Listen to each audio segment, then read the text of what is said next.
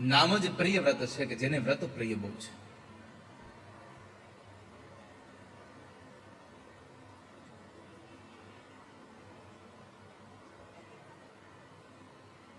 અને જેને વ્રત પ્રિય હોય એ માણસ ભગવાનને બહુ પ્રિય હોય છે.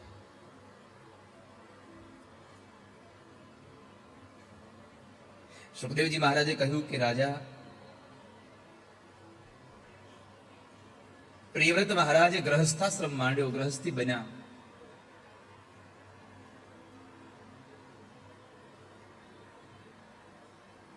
અને એ ગ્રહસ્થાશ્રમમાં એમને ત્યાં સંતાનો થયા.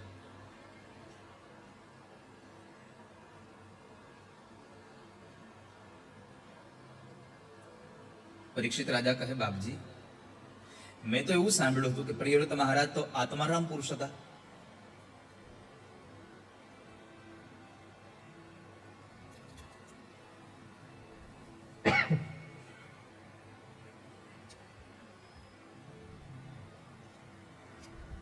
અને છતાં એને ગ્રહસ્થાશ્રમ માંડ્યો.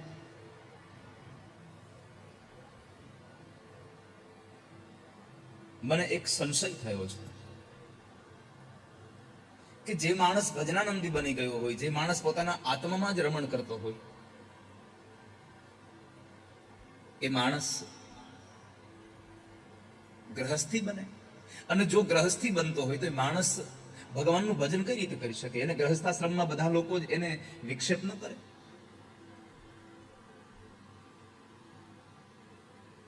સંશયોયમ મહાન બ્રહ્મન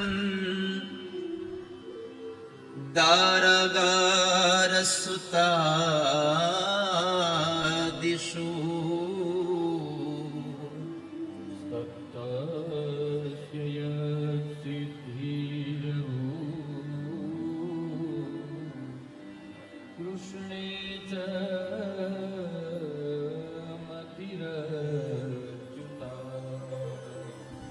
બાપજી, મારી શંકાનું આપ નિવારણ કરો કે આત્મારામ પુરુષ ગ્રહસ્થાશ્રમ કઈ રીતે માંડી શકે? અને ગ્રહસ્થાશ્રમ માંડ્યો તો એને એનો ગ્રહસ્થાશ્રમના જેટલા લોકો છે, એના દીકરા દીકરીઓ પત્ની બધા જ રાધે રાધે, એને એના ભજનમાં અડચણ ન પડ્યું?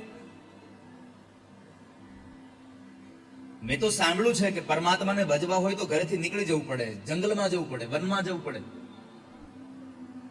વાત સાચી છે. ભગવાનને ભજવા હોય તો ઘર મૂકી દેવું પડે. ને વાત સમજવા જેવી છે કે ભગવાનને ભજવા માટે ઘર મૂકવું પડે. ઘર મૂકવાનો અર્થ ન સમજશો ઘર મૂકી અને જંગલમાં વયું જવું. ઘણા લોકોને જંગલમાં ગયા પછી પણ ઘર છૂટતું નથી.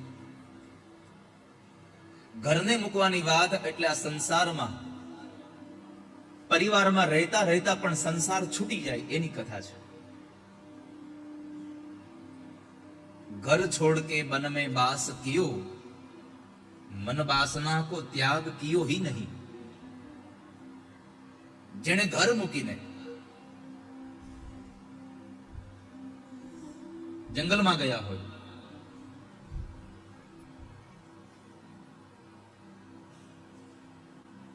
અને જંગલમાં જઈને પણ ભગવાનને ન ભજવાને બદલે સંસારને યાદ કર્યા કરે.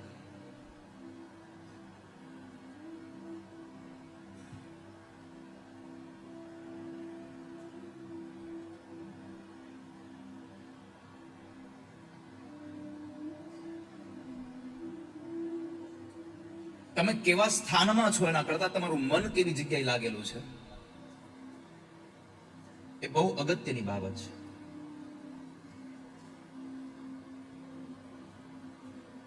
પુરાણોમાં એક કથા છે શ્રુત અને અનુશ્રુત નામના બે ભાઈઓની.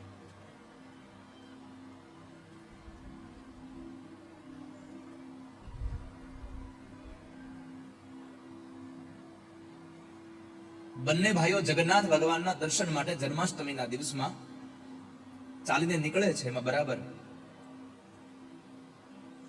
ભગવાન જગન્નાથનું મંદિર જરા થોડું દૂર હશે ને એ સમયે ખૂબ આંધી આવી, ખૂબ વરસાદ આવ્યો. માર્ગની અંદર કોઈના ઘરે રોકાઈ જવી પડવાની એવી અવસ્થા આવી ગઈ, એવી સ્થિતિ નિર્માણ થઈ.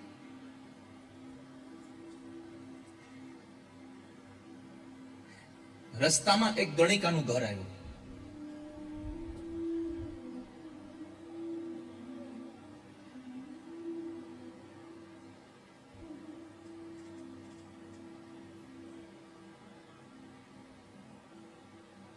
એક ભાઈએ કહ્યું કે આપણે અહીંયા રોકાઈ જઈએ. બીજો કહે છે ના ના, આપણે તો ભગવાનના દર્શન માટે નીકળ્યા છે, અહીંયા ગણિકાના ઘરમાં રોકાઈ જશું. ગણિકા પણ એટલી સુંદર. નાનો ભાઈ રોકાઈ જાય છે, મોટો ભાઈ મંદિરે જાય છે.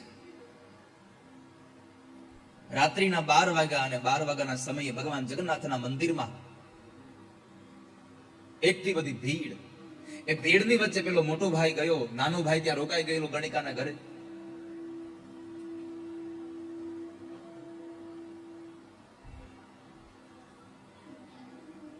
ભગવાનના મંદિરમાં એટલા લોકોની વચ્ચે નંદ ઘરે આનંદ ભયો જય કનૈયા લાલ કી, નંદ ઘરે આનંદ ભયો જય કનૈયા લાલ કી થતું હતું. એવા સમયે જે મંદિરમાં હતો એના મનમાં વિચાર ચાલતો હતો કે હું આ ખોટો પાણીમાં પલળતો પલળતો આવ્યો, આના કરતા કદાચ ત્યાં મારો ભાઈ રોકાઈ ગયો ગણિકાને ત્યાં હું રોકાઈ ગયો હતો, મને ગણિકાનું સુખ મળત. ભગવાનના મંદિરમાં ઉભા રહીને આ વિચાર કર્યો. અને ગણિકાના ઘરમાં જે ભાઈ રોકાયો હતો એ વિચાર કરતો હતો કે હું અભાગી રહ્યો કે મેં આ નિર્ણય કર્યો કે હું અહીંયા રોકાઈ જઈશ. મારો ભાઈ મંદિરમાં કેટલા નંદ ઘેરે આનંદ ભયાનો આનંદ કરતો હશે, એ મંદિરમાં પરમાત્માના જન્મોત્સવનો આનંદ લઈ રહ્યો હશે. હું દુર્ભાગી કે અહીંયા રોકાઈ ગયો. એક મંદિરમાં જઈ અને ગણિકાના ઘરનો વિચાર કરે છે, એક ગણિકાના ઘરમાં રહી અને મંદિરની સ્મૃતિ કરે છે. આમાંથી શ્રેષ્ઠ છે જે ગણિકાના ઘરમાં રહીને પણ મંદિરથી ભગવાનમાં બિરાજમાન થયો છે. આ સંસારમાં તમે ક્યાં છો એના કરતા તમારું મન ક્યાં લાગેલું છે બહુ અગત્યનું છે. इसलिए घर छोड़ के वन में बास कियो, मन वासना को त्याग कियो ही नहीं. મનની વાસનાઓને ન છૂટે તો તમારું મંગલ ન થાય. એટલે પરીક્ષિત કહે બાપજી મારું સંશય મિટાવો. સંશયોયમ મહાન બ્રહ્મન દારાગાર સુતાદિષુ. હે બાપજી, એને એના ઘરમાં એના સંતાનો એના પત્ની બધું એને આમ અવરોધ નહીં થતો હોય? આત્મારામ પુરુષ સંસાર સ્વીકારી શકે? સમજાતું જ નથી.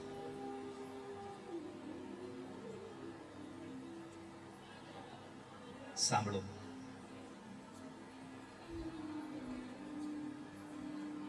રાજા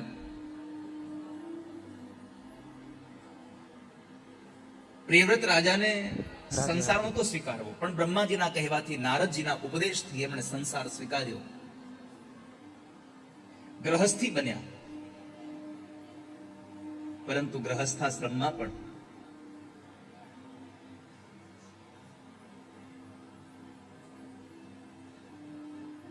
એમણે ભગવાનનું ભજન બહુ કર્યું.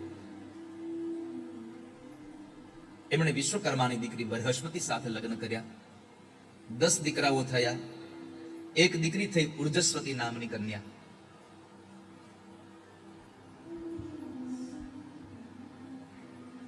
અને એમાં સંસાર આગળ વધ્યો. પ્રિયવ્રત રાજાએ ખૂબ રાજ્ય કર્યું. અને એ સમયે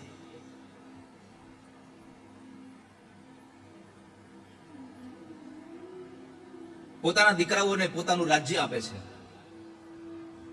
3 દીકરાઓ વિરક્ત બન્યા. 7 દીકરાઓને એક દ્વીપનું રાજ્ય આપ્યું. એમાં જંબુ દ્વીપના જે રાજા અગ્નિદ્ર થયા એમને ત્યાં પૂર્વચિતી નામની અપ્સરાથી નાભી નામનો એક દીકરો થયો. એમણે મેરુની દીકરી મેરુદેવી સાથે લગ્ન કર્યા. સંસાર માંડ્યો, પણ ભગવાનનું યજન કરતા કરતા સંસારને પસાર કરી રહ્યા છે. આ કથા આપણને બતાવે છે કે ગ્રહસ્થી બનવું પણ સાથે સાથે ભગવાનનું યજન કરતું રહેવું, પરમાત્માનું ભજન કરતું રહેવું.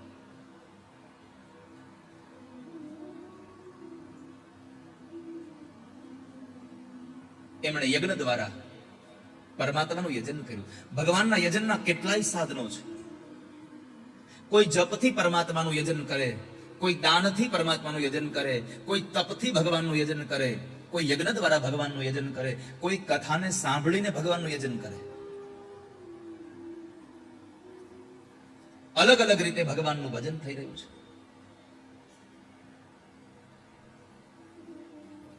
રસ્તાઓ અલગ અલગ છે, પણ વાલા સ્વજનો, મંજિલ તો એક જ છે.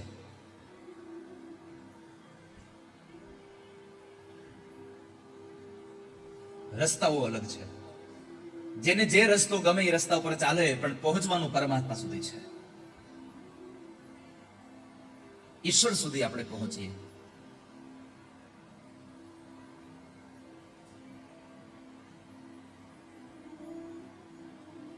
એમણે ઈશ્વરનું યજન કર્યું ને એ યજન દ્વારા નાભીને ત્યાં સ્વયં ભગવાન પુત્ર બનીને અવતરે અને એ ભગવાન ઋષભદેવજી મહારાજનું પ્રાગટ્ય થયું છે.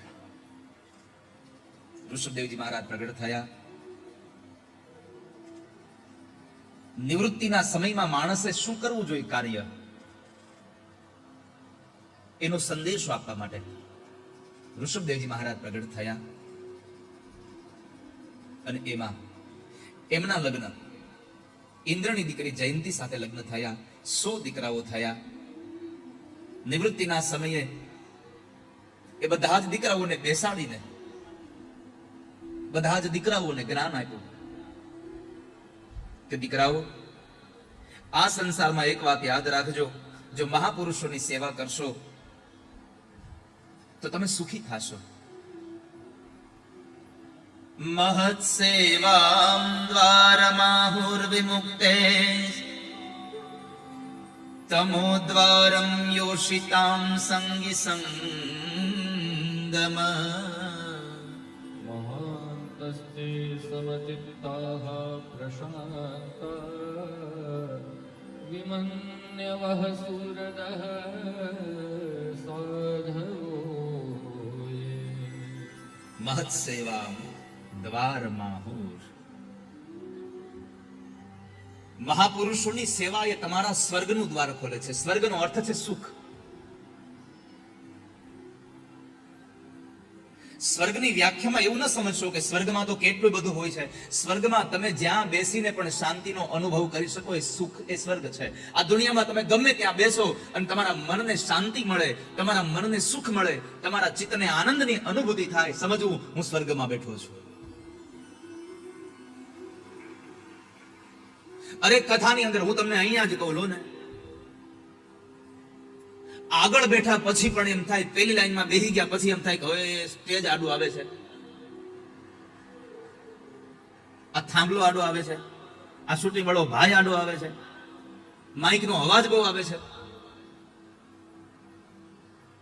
સમજવું તમે નરકમાં બેઠા છો, કથામાં નહીં. અને માંડવાની બહાર તડકામાં ઉભા રહીને પણ ઠાકોરજીની કથાથી આનંદ મળે તો સમજવું તમે સ્વર્ગમાં ઉભા છો. અત્યારે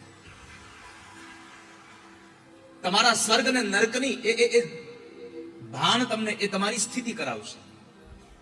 કારણ કે આપણી માનસિકતામાં એક બંધાયેલું છે, સ્વર્ગમાં સુખ હોય અને નર્કમાં દુઃખ હોય. આ દુનિયામાં તમે ગમે ત્યાં બેસો ને તમને દુઃખ થાય તો સમજવું આ નર્ક છે, અને તમે ગામના બસ સ્ટેન્ડે બેસીને પણ આનંદ કરી શકો તો સમજવું આ ગામનું બસ સ્ટેન્ડ નહીં, આ સ્વર્ગ છે આપણા માટે.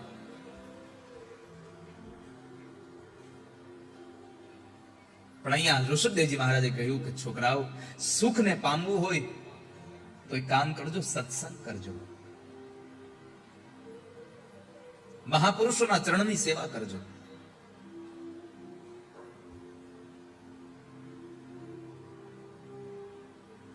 તો તમે સુખી થશો.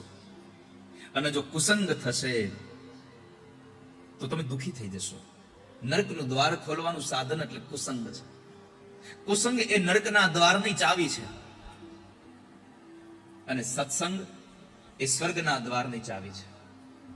તમારે શું જોઈએ છે એ તમારા ઉપર છે. જો કે અહીંયા કથામાં આવેલા બધા લોકોને લગભગ સ્વર્ગના દ્વારની ચાવી જોઈએ છે, નહીં તો આટલી મોટી ભીડ અહીંયા ભરાય. અને હજી તો ઘોડાપુર ચાલુ જ છે. અને આમે નિયમ હોય છે કથાનો, ચોથા દિવસે જ ભીડ થાય, કારણ કે જે દિવસે મોટા મહેમાન આવે તે દિવસે નાના બધા આવી જાય.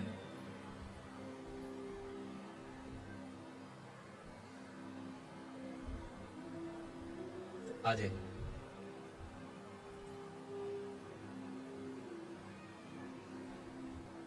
સત્સંગની એ સ્વર્ગની ચાવી લેવા માટે થઈને તમે બધા આવ્યા છો. દીકરાઓને જ્ઞાન આપી સત્સંગનો મહિમા સમજાવી ઋષભદેવજી મહારાજ યાત્રા માટે નીકળી ગયા. આ બાજુ એ ઋષભદેવજી મહારાજના જે 100 દીકરાઓ હતા એમાંથી 81 દીકરાઓ કર્મકાંડી બ્રાહ્મણ બન્યા. એને કર્મનો માર્ગ લઈ ભગવાનનો માર્ગ લીધો. 9 દીકરાઓ હતા યોગેશ્વર બન્યા. 9 દીકરાઓ રાજ્યાધિકારને પામ્યા અને સૌથી મોટા દીકરા હતા એ ભરતજી મહારાજ ચક્રવર્તી રાજા બન્યા છે. જે ભરતના નામ પરથી આપણા દેશનું નામ સૌ પ્રથમ પડ્યું હતું ભરતખંડ, પછી ભારત દેશ થયું.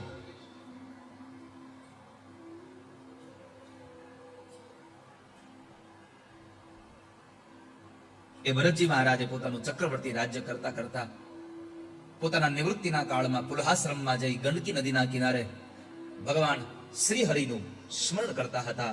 હરિ હરિ હરિ કરતા કરતા ભગવાનનું ભજન કરતા હતા. નદીમાં કમર સુધીના પાણીમાં ઉભા રહીને ભગવાનનું ભજન કરે, હરિ હરિ હરિ. અને એમાં એક વખતના સમયે એક હરણનું બચ્ચું તણાતું નીકળ્યું. એ તણાયેલા બચ્ચા ઉપર નજર પડી ભરતજી મહારાજની અને એ બચ્ચાને બચાવવા માટે એનામાં દયા જાગી. બચ્ચાને લઈને કિનારે આવ્યા, સ્વચ્છ બનાવ્યું, એનું પાલન પોષણ કરવાનું શરૂ કર્યું કે આની માં કોઈ હશે નહીં. એને પાલન પોષણ કરવાનું શરૂ કર્યું. ધીમે ધીમે બચ્ચું મોટું થતું ગયું અને બચ્ચાની અંદર એટલી આસક્તિ થવા લાગી. એક સમય એવો આવ્યો કે બચ્ચું મોટું થયું અને જંગલમાં જતું રહ્યું. એ બચ્ચાને શોધવા માટે ભરતજી મહારાજ જંગલમાં ગયા. જે માણસ ઘરેથી નીકળી હરિ હરિ કરતા હતા એ જ માણસ એ હરણના બચ્ચાને શોધવા માટે થઈ અને જંગલમાં ચારે બાજુ ફરે, પણ મોઢામાંથી હરિ નહીં, મોઢામાંથી શબ્દ નીકળે હરિણ હરિણ હરિણ. અને આ હરિણ હરિણ કરતા કરતા અંત સમય નજીક આવી ગયો. હરણનું બચ્ચું ન મળ્યું અને હરિણ હરિણ કરતા કરતા મર્યા. તો બીજો જન્મ કાલંજર પર્વતમાં હરણ તરીકે થયો. કેમ? અંતે યામતી સા ગતિ. આ સંસારમાં માણસની જેવી મતિ હોય છે એવી ગતિ થાય છે. અંત સમયે તમારી મતિ સારી રાખજો. અંત સમયે તમારું ધ્યાન ભગવાનમાં રાખજો.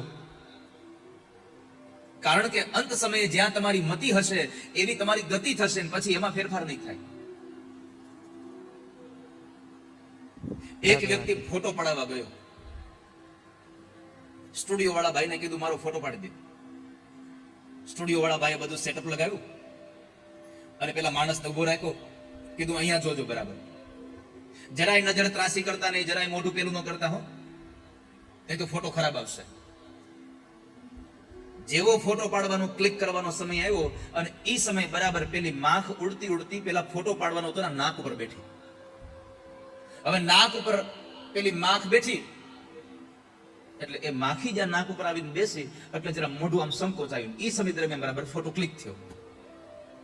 ફોટો પાડીને જોયું તો મોઢું જરા સંકોચાઈ ગયેલું આવ્યું.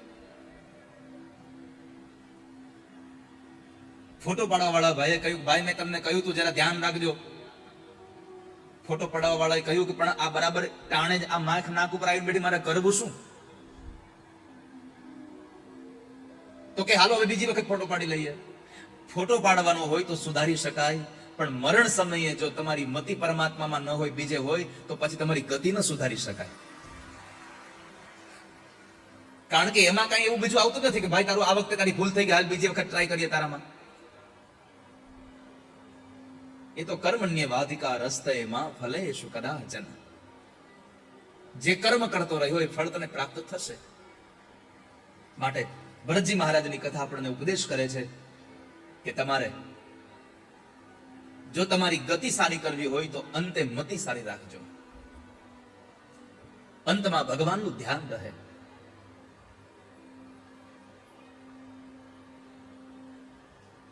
કાલંજર પર્વતમાં હરણ બન્યા. હરણના શરીરમાં ભાન હતું કે મારાથી પાપ થયું, ખોટું થયું એટલે મારે હરણ બનવું પડ્યું. હરણના શરીરમાં પણ ભગવાનનું ધ્યાન કરતા કરતા બીજા જન્મમાં બ્રાહ્મણને ત્યાં દીકરો બનીને આવ્યા. એ જન્મમાં પણ જ્ઞાન હતું એટલે બોલવાનું બંધ કરી દીધું. હરિમાંથી હરિણ થયું તો મારે 2 જન્મ લેવા પડ્યા, બોલવાનું જ બંધ કરી દીધું. યજ્ઞોપવિત સંસ્કારના સમયે